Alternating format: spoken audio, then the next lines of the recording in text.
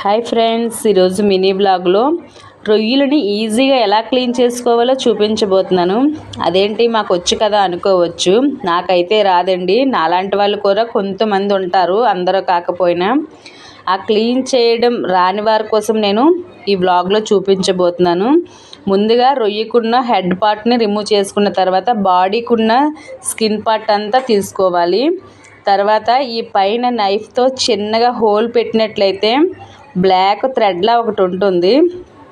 ఆ సన్న దారాన్ని బ్లాక్గా కనిపిస్తున్న దాన్ని ఈజీగా రిమూవ్ చేసుకుంటే, చూసారా నేను చూపిస్తున్న విధంగా చిన్న హోల్ పెడితే సరిపోతుంది. మొత్తం అంతా మీరు కట్ చేయనవసరం లేదు.